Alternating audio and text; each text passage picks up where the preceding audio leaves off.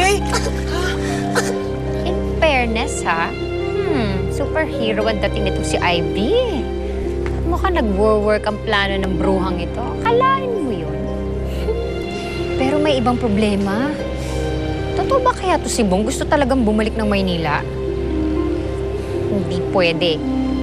Daisy, hindi ka pwedeng bumalik sa mansyon. Ano ba ginagawa mo doon sa gitna? Bakit wala kang kasama? Pasensya na, Bong, kasi nagpasama kasi itong si Jing eh. Pero iniwan ko naman siya kay Ivy eh. Di ba, Ivy? Pero nagpaalam ako kay Daisy na mag-CR lang ako sandali. Kampante naman ako kasi nakasuot ng life vest yung bata. Hindi ko naman alam na defective pala yan, no? Isang pagaling yung life vest na yan. Kay Camila. Ay, bakit hindi mo chinek na may butas pala tong life vest na to? Sinukat namin yan kanina. Okay naman. Kaya nga dapat chinek mo eh. Alam mo namang hindi marunong lumangoy ito eh. Hinay-hinay lang. Wala naman may gustong malunod si Daisy eh. Oo nga, Bong. Hinay lang. Ang importante, ligtas tong si Daisy. Thanks to you. Salamat ha. I don't know how we can ever repay you. Ano ka ba? Wala yon. Ginawa ko lang naman kung ano yung tama eh. Tsaka ginawa ko yun kasi mahal ko kayo ng anak mo.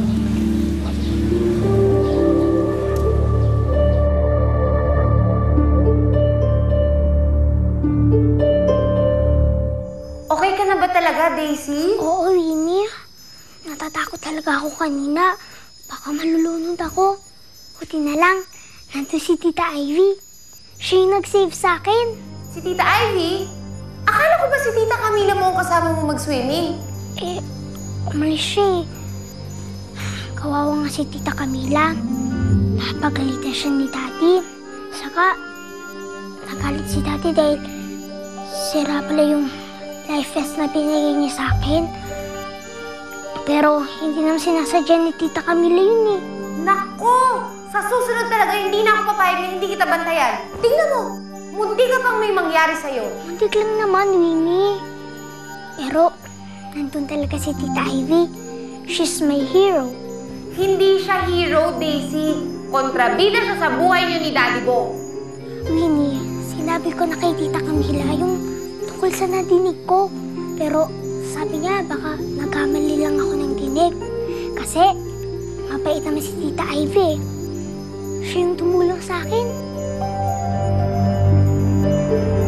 Eh, kumusta naman pag-alis niyo ng resort? Anong nangyari? Ayun, hindi nagpapansinan si Bong at si Camila buong biyahe. Aba, feeling ko nga mangiyak-iyak na itong si Camila. Alam mo, kawawa naman siya. Congratulations! Nagtagumpay ang plano mo! Oh, diba? Ang galing-galing ko talaga. Winner! Winner! Binuhat mo talaga sarili mong bangko. Sige na nga, magaling ka na. Sigurado ako mapapalapit sa'yo yung loob ng bata. Pati na rin si Bong kasi may utang na loob yun sa'yo. At hindi lang yan na-achieve ko, aminin. Dahil na-dispraise ko na rin si Camila. Dahil siya ang sinisisi ni Bong sa nangyari kay Daisy. Oh, so kung ano mang closest meron sila, wala na yun. Pero alam mo ba, nagbabalak na si Bong umuwi ng Maynila. Ha? Oo, narinig ko. Nag-uusap sila ni CJ kaya Ivy, gawin mo lahat ng makakaya mo para pigilan siya. May bago na naman akong trabaho niyan.